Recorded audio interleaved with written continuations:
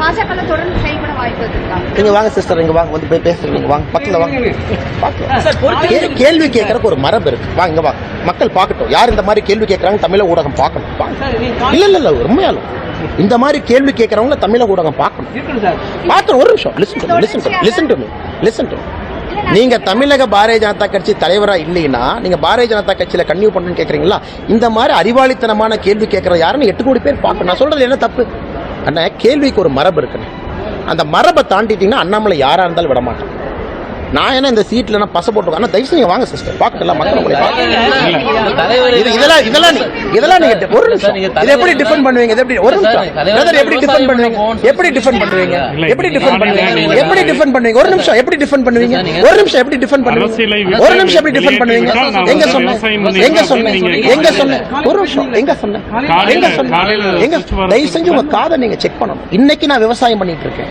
இன்னைக்கு என்னுடைய முதல் பணி விவசாயம். நான் அரசியல்வாதி இல்லையா? நான் முழுநேர அரசியல்வாதியா? கிடையவே கிடையாது. நான் அதுக்கு முழுநேர அரசியல்வாதி இருக்க போறேன்? கிடையவே கிடையாது. எதுக்கு முழுநேர அரசியல்வாதியா இருக்கணும்? ஊழல் செய்யறக்கா? எந்த வேலையில வேலைன்னா அரசியல்வாதி, காலையில் நைட் வரைக்கும் என்ன வேலை? அரசியல்வாதி. 7 நாள் என்ன பண்ணுவேன்? அரசியல்வாதி. 30 நாள் என்ன பண்ண? அரசியல்வாதி. இன்னைக்கு நான் விவசாயி தானே. விவசாயி is my identity. Being a farmer is my identity. அதுக்கப்புறம் தான் அரசியல்வாதிங்கிற ஐடென்டிட்டி எனக்கு. அதுக்கப்புறம் தான் பிஜேபிங்கிற ஐடென்டிட்டி. ஸோ விவசாயிங்கிற ஐடென்டிட்டியில் தெளிவாக இருக்கு. அதை எப்போ விட்டு கொடுத்துருக்கேன்? அதே இப்போ விட்டு கொடுத்துருக்கேன். இன்னைக்கு விவசாயம் பண்ணிட்டு தான் அரசியல்வாதியா இருக்கேன். தோட்டத்துக்கு போலியா, காட்டுக்கு போலியா, ஆடு மாட்டை பார்க்கலையா? அதனால கேள்வி கேட்கறதுக்கு ஒரு மரபு இருக்கு சிஸ்டர்.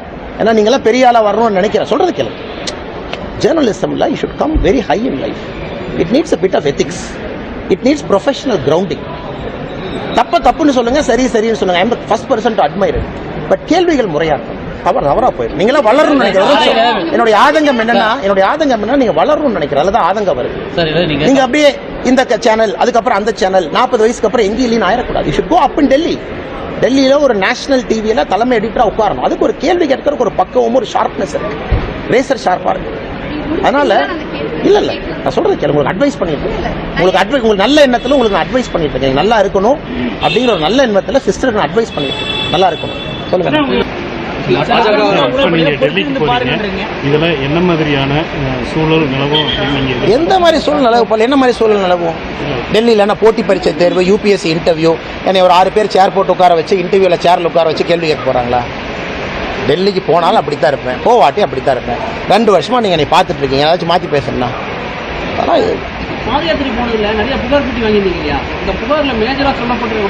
ஊழல், கரப்ஷன், டிஎம்கேவுக்கு எதிராக ஃபாலோ பண்ணிட்டு இருக்கோம். தலைவா நீங்க வந்து பாருங்க தலைவா, இன்வைட் பண்றாங்க. புகாருங்கிறது எப்பவுமே நான் வச்சுக்கங்க. மக்கள் வந்து 30 மாதமாக யாரு கீழே இருக்காங்க? திமுக கீழே இருக்காங்க. அப்ப யாரு மேல புகார் கொடுப்பாங்க? அந்த அரசு மேல கொடுப்பாங்க.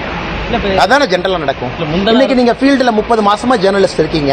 யாராச்சும் ஒரு பெட்டி கடை நண்பரோ, ஒரு ரோட்டோர கடை வைத்திருக்கக்கூடிய சகோதரி ஊழல் சொன்னா யாரு மேல புகார் சொல்லுவாங்க? மாநில அரசு மேல தானே சொல்லுவாங்க. 30 வருஷமா யாராச்சும் இருக்கா?